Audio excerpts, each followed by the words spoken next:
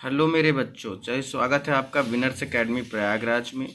आज मैं class 12th के केमिस्ट्री के उन टॉपिक की बात करूंगा या ऐसा टॉपिक बताऊंगा जिसे बहुत सारे बच्चों के पास प्रॉब्लम होती है कि उसे सॉल्व कैसे करना है। यानी आज मैं बताने जा रहा हूं आपको कि अगर रिएक्शन ना आए तो क्या करें, अगर रिएक्शन ना आए तो क्या करें, क्या इसका ट्रिक है। मैं आज आपको ट्रिक बताऊंगा कि अगर रिएक्शन आपको किसी भी चैप्टर का नहीं आता तो आप अपने चैप्टर के उस रिएक्शन को कैसे सॉल्व कर सकते हैं।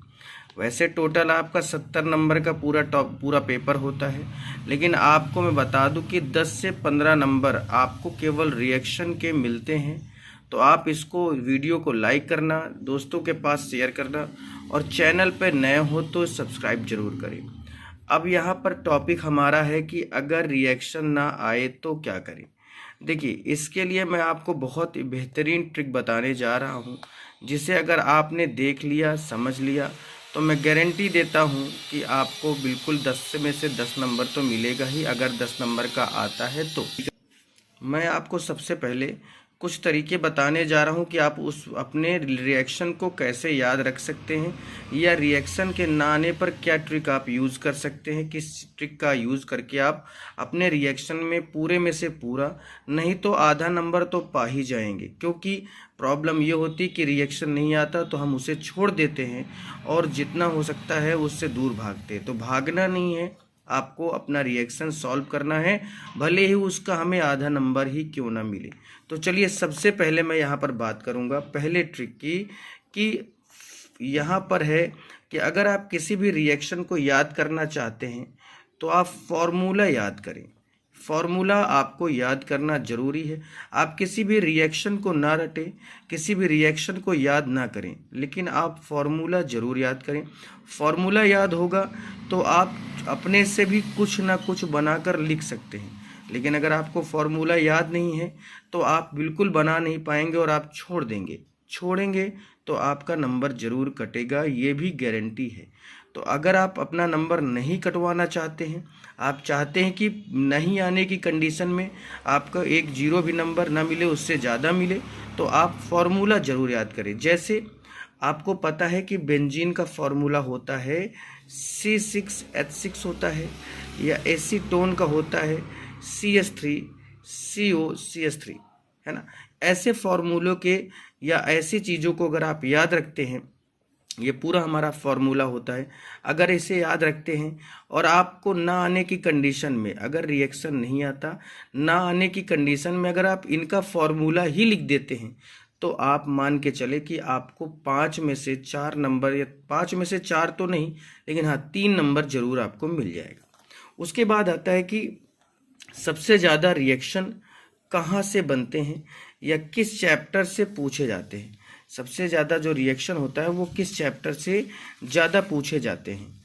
अब यहाँ पर मैं आपको बात बताना चाहता हूँ कि सबसे ज़्यादा रिएक्शन हमारा पी ब्लॉक के तत्व से बनता है। सबसे ज़्यादा रिएक्शन पी ब्लॉक के तत्व से बनता है, या डी या F, D and F block के तत्व से भी ये बनता है। ठीक है, पी ब्लॉक के तत्व और डी एंड एफ ब्लॉक के तत्व, इनको आप जरूर याद रखें। ये याद रखेंगे तो फ़ायदा आपका इसमें बहुत होगा कि इन्हीं में से रिएक्शन पूछे जाते हैं।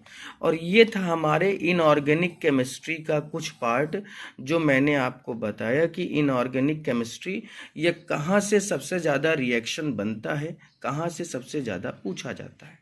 तो मुझे लगता है कि आपको ये समझ में आ गया होगा। सबसे पहला तरीका है कि फॉर्मूला याद करें। फॉर्मूला याद करेंगे तो आप केवल फॉर्मूले को लिख देंगे, तब भी आपको 5 में से 2 नंबर तो मिलेगा ही। जिस जगह पर आप छोड़ने जा रहे थे, जीरो मिलने वाला था, वहाँ आपको कन्फर्म है कि 2 से 3 नंबर तो मिलेगा ही मिलेगा। ठीक है, अब आगे बात करते हैं। ये तो हमारा इनऑर्गेनिक केमिस्ट्री का था। अब बात होती है ऑर्गेनिक केमिस्ट्री से। अब देखिए, ऑर्गेनिक केमिस्ट्री से बनने वाले जो रिएक्शन होते हैं वो कौन से होते हैं। ऑर्गेनिक केमिस्ट्री से बनने वाले रिएक्शन कहाँ कहाँ से बनते हैं, यानी एक जो रिएक्शन हमारा है वो ऑर्गेनिक केमिस्ट्री से कहाँ से बनता है। तो हेलो एल्केन्स याद रखेंगे, एल्कोहल, ईथर, उसके बाद है कीटोन, एल्डिहाइड। और भी चैप्टर्स है, लेकिन इन सभी चैप्टर में से ज़्यादा रिएक्शन बनते हैं, या इन चैप्टर के जो अणुसूत्र है, इनके जो फॉर्मूला है, वो आप याद रखेंगे तो आपको बहुत आसानी होगी। ठीक है। और उसके बाद मैंने यहाँ पर लिखा है कि 100% कन्फर्म इसी में से आएगा, इसी में से आएगा। तो अपने दोस्तों को शेयर कर दें, चैनल पे नए हो तो सब्सक्राइब करें और दोस्तों को बताएं, और इस वीडियो को ज़रूर लाइक करें। फिर आज के लिए इतना ही। मैं आशा करता हूं कि आपकी ये वीडियो हेल्प करेगा, और अपने दोस्तों को भी ज़रूर शेयर कर दें।